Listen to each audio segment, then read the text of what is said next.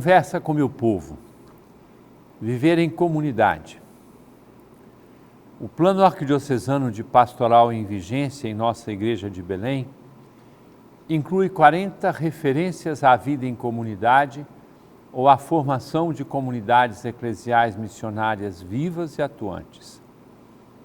Neste plano de pastoral, consta como um dos horizontes de nossas ações o que se segue.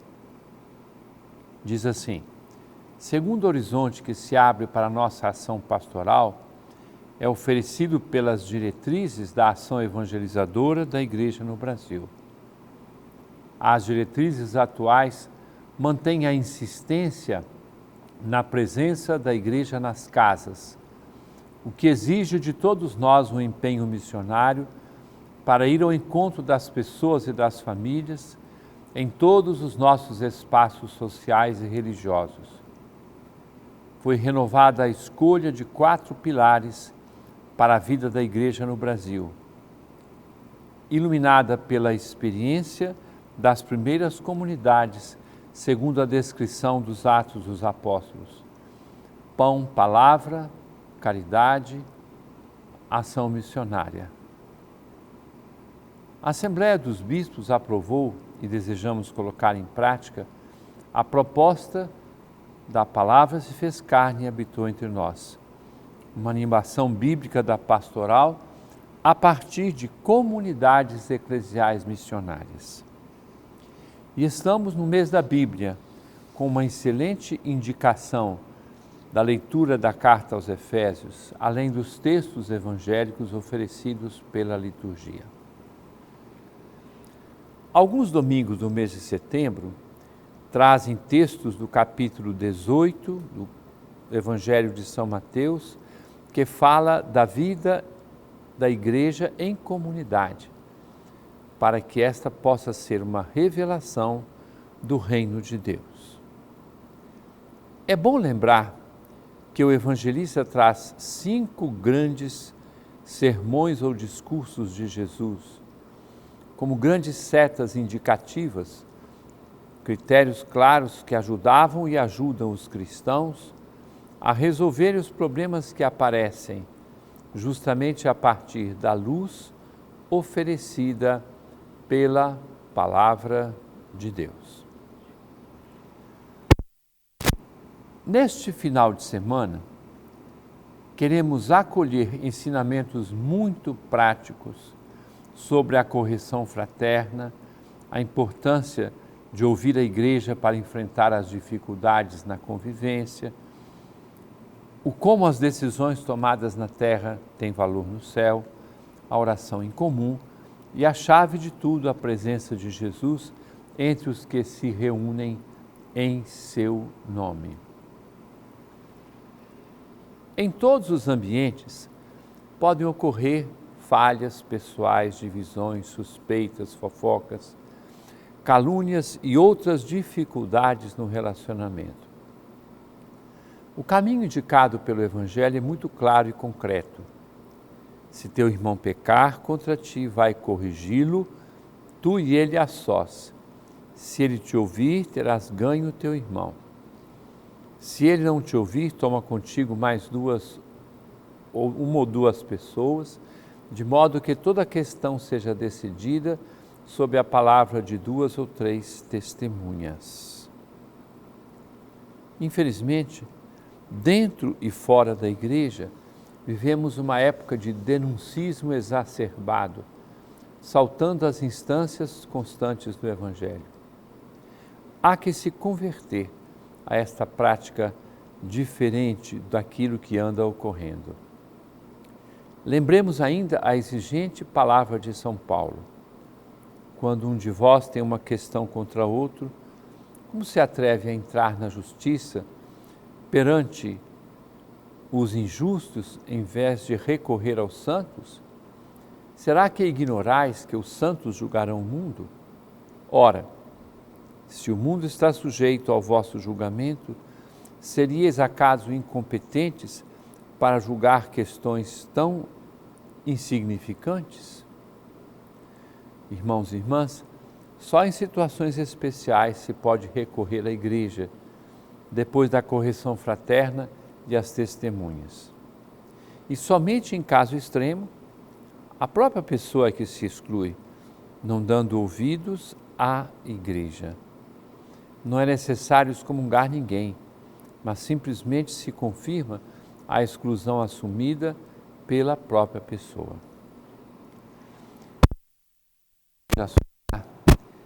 Em seguida, no capítulo 18 de São Mateus, vem o libertador poder do perdão, dado a Pedro e aos apóstolos, algo que se realiza no sacramento da reconciliação e no texto que nós estamos meditando, de forma impressionante, dado agora à comunidade.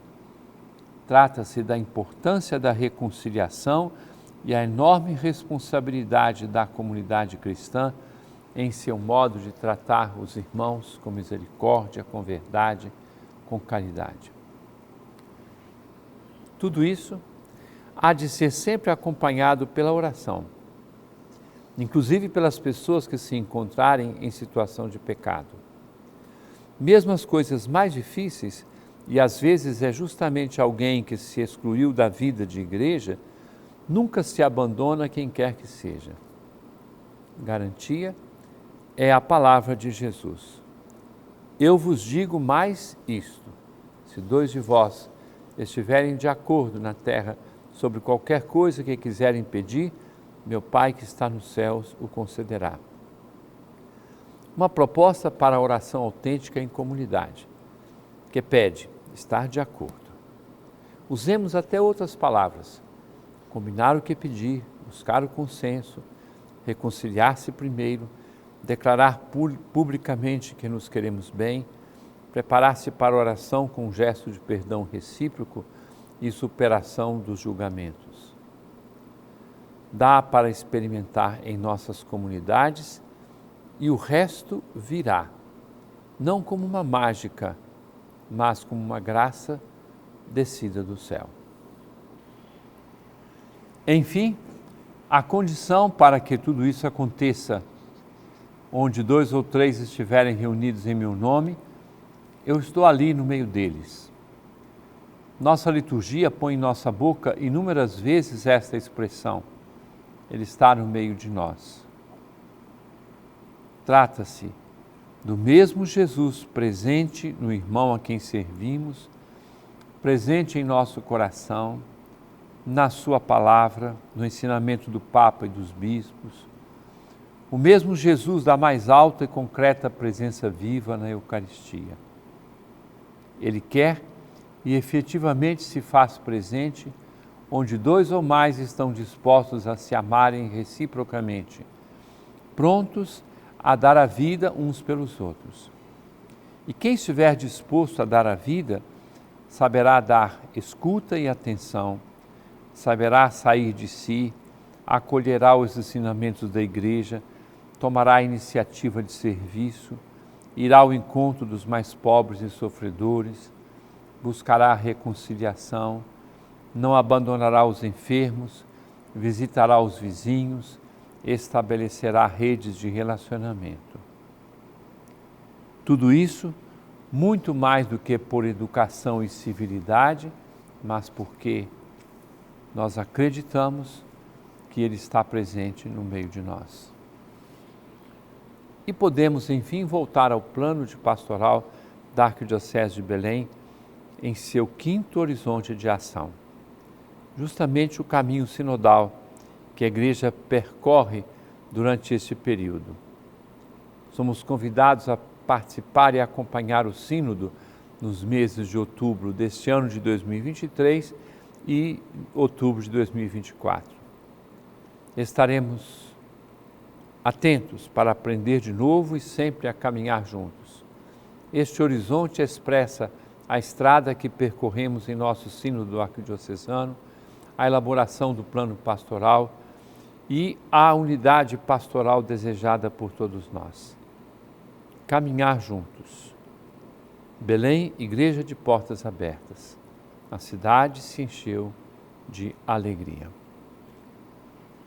Caríssimo irmão, caríssima irmã, permaneça conosco, daqui a pouco estamos de volta.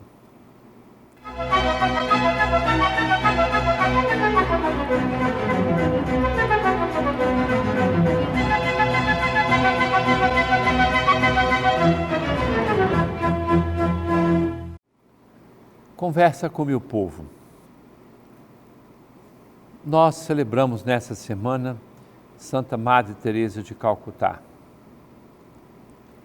Eu recebi nesses dias um texto que eu já conhecia, mas me alegrou muito tê-lo em minhas mãos, justamente porque trata de um assunto que está em discussão por esse Brasil afora. O doloroso tema do aborto. Eu trago algumas palavras da Madre Teresa de Calcutá. O dia em que Santa Teresa de Calcutá disse: a maior ameaça para a paz é o aborto. Foi um dia histórico. Santa Teresa de Calcutá participou no café da manhã de oração nacional que é celebrado todos os anos em Washington, nos Estados Unidos. Foi em 3 de fevereiro de 1994, diante da classe dominante americana.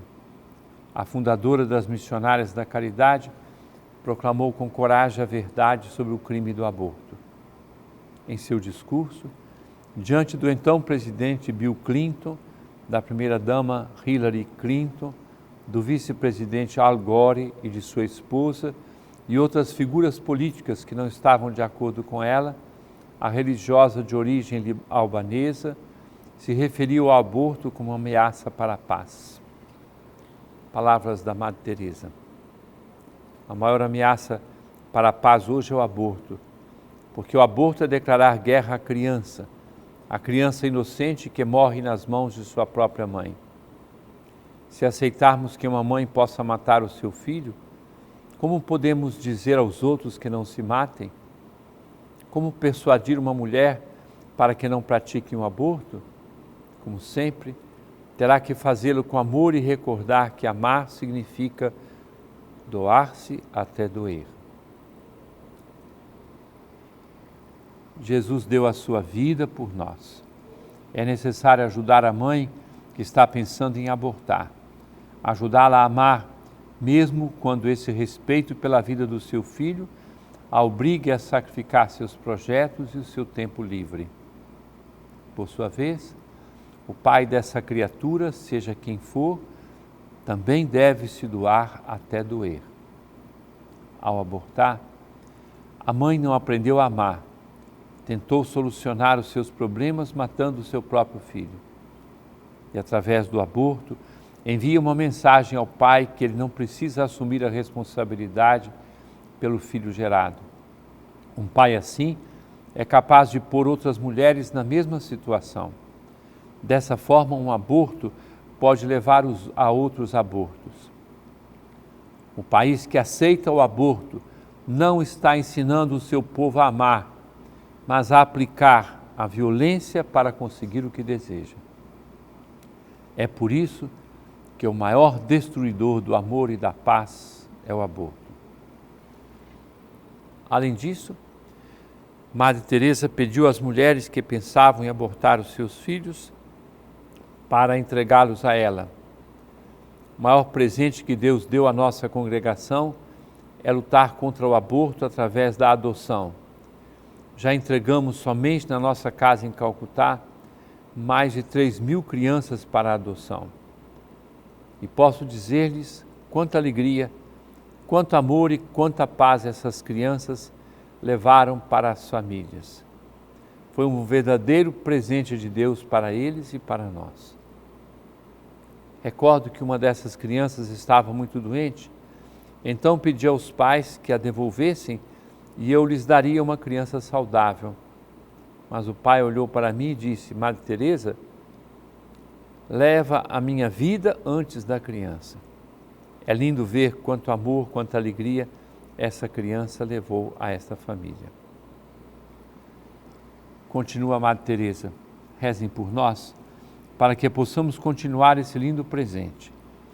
E também faço uma proposta, nossas irmãs estão aqui, se alguém não quer uma criança, entreguem-me, pois eu a quero. Com as suas palavras, a fundadora das Missionárias da Caridade tocou o coração de muitos que estavam presentes e também deixou claro que a maior pobreza não encontrou nos subúrbios de Calcutá, mas nos países mais ricos, onde falta o amor, nas sociedades que permitem o aborto. Para mim, as nações que legalizaram o aborto são as mais pobres, têm medo de um não nascido e então, para eles, a criança tem que morrer. Apesar do seu tamanho, ela não se envolveu e não se encolheu em nenhum momento. Pelo contrário, permaneceu firme como uma pedra e removeu as consciências dos poderosos, dando voz aos não nascidos.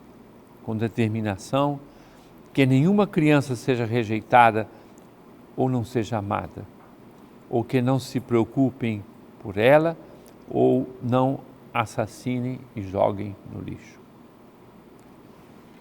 Caríssimo irmão, caríssima irmã, eu quero fazer o meu convite para um grande evento deste final de semana. Nós temos, neste domingo, dia 10, de 8 às 12, nós temos a grande celebração do encontro do arcebispo com os crismandos e crismados deste ano de 2023. De 8 às 12 horas, no Mangueirinho, todos esses jovens ou adultos que recebem o sacramento da crisma são convidados a estar comigo, também com seus catequistas, com representantes de toda a Arquidiocese de Belém. Outro convite, dia 17, nós teremos na Fazenda da Esperança em Mosqueiro, a chamada Grande Festa da Juventude.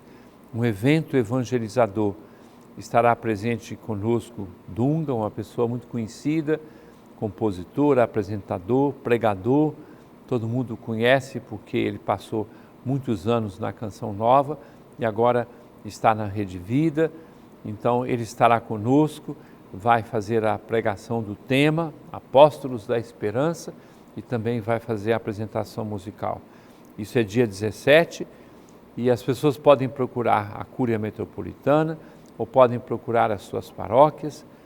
Como se faz? A pessoa apenas adquire a camisa do evento, R$30. E essa camisa do evento dá direito à participação do dia todo e também direito à alimentação, direito ao almoço. Peço aos padres que ajudem a movimentar e a motivar os seus jovens para participarem deste evento. Sei de várias paróquias que já estão organizando ônibus especiais para levar os jovens a participarem dessa festa da juventude na Fazenda da Esperança, lá em Mosqueiro. Caríssimo irmão, caríssima irmã, desça sobre todos a bênção de Deus Todo-Poderoso, Pai, Filho e Espírito Santo, e permaneça para sempre. Amém.